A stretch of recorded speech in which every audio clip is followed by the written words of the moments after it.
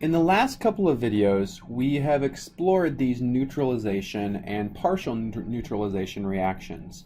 We said that when you add a strong base to a strong acid, then this reaction produces water and sodium chloride. And since the two products are both neutral, we expect the equivalence point to come when the pH is 7.0.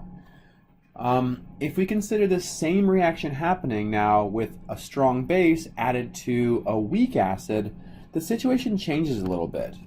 So instead of hydrochloric acid, let's say we have hydrofluoric acid. So we have hydrofluoric acid reacting with the sodium hydroxide, and we still have a strong base, so this is still a stoichiometric conversion. In this case, we convert it to water, just like before, but now we produce sodium fluoride. And hopefully you recognize sodium fluoride breaks apart into a sodium cation and a fluoride anion, and fluoride is basic.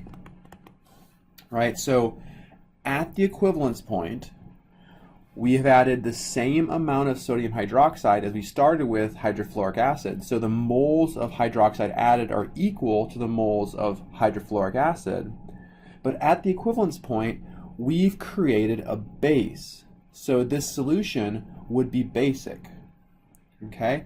And let's go ahead and figure out what that pH would be for an example problem here. All right, so let's say that we're starting off with, I'm going to go ahead and scroll up here. Let's say that we have a 1 liter solution of 0.1 molar hydrofluoric acid. And we are adding 1 molar sodium hydroxide. Okay? So I'm going to erase this so we have a little bit of room to work. Okay, so we're going to go ahead and set up our ice table. And remember, this is a stoichiometry problem. So we're going to have stoichiometric conversion, so we want to use moles here. All right, so our question is what is the pH at the equivalence point? Okay, and hopefully you remember an equivalence point is when the moles of hydroxide are equal to the moles of hydrofluoric acid. So we first need to figure out how many moles of hydrofluoric acid we have. So we have 1 liter, it's 0.1 mole per liter. So we have 0.1 mole of HF. Okay, so our original here is 0.1 mole. The amount of sodium hydroxide added is also going to be 0.1 mole because this is the equivalence point. So we don't have any over here. So these values are equivalent, so we don't really have a limiting reactant, but we do produce 0.1 moles of the sodium fluoride. Okay, so after this reaction is finished, we have produced 0.1 moles of sodium fluoride.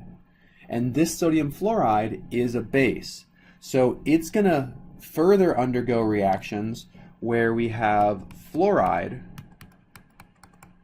reacting with water to produce hydrofluoric acid and hydroxide. Right? So this is a base dissociation reaction where, just like we've seen before. Okay, so we are able to calculate the pH of a solution that has a weak base. We've done this before. We know that we need to do this by setting up an ice table and figuring out the Kb for this reaction.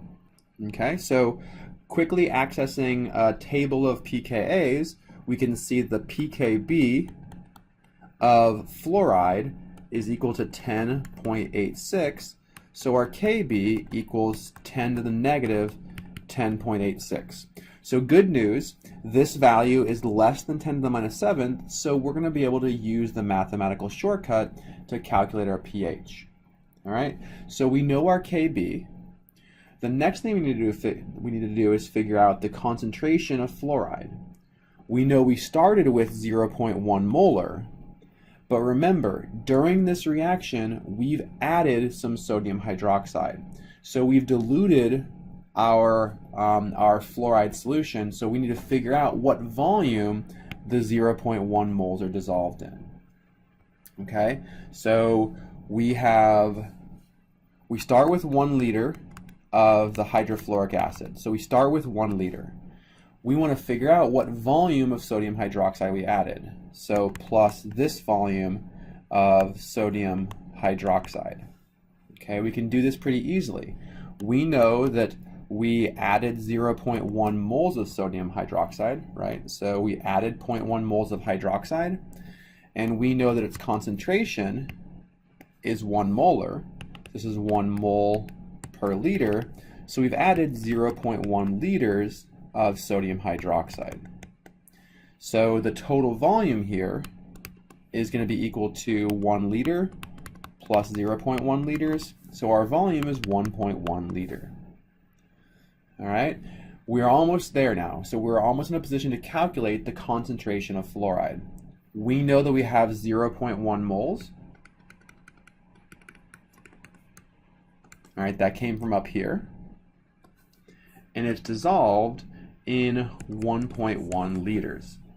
So this is going to be 0.1 divided by 1.1. So it is a value of 0.091 molar. And this goes into our ice table. Okay, we have 0 to start with, just like we've seen before.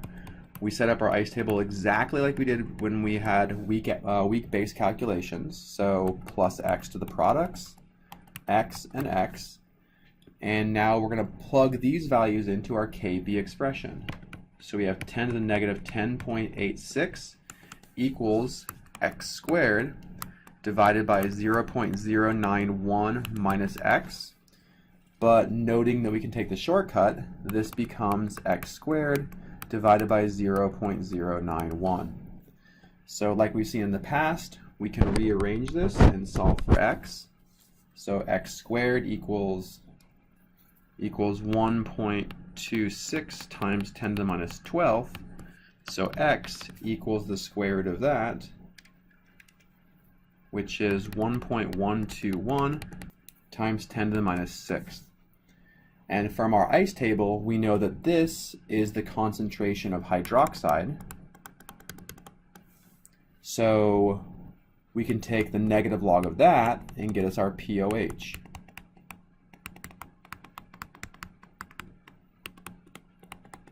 The pOH equals 5.95, so our pH is 14 minus that, which is 8.05.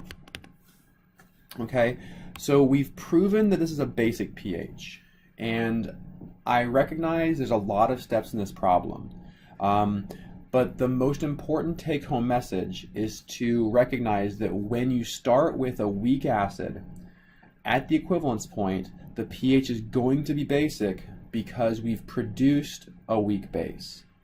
Okay, and once you've done that, really the only extra step that we have is calculating the total volume because of the dilution by adding sodium hydroxide.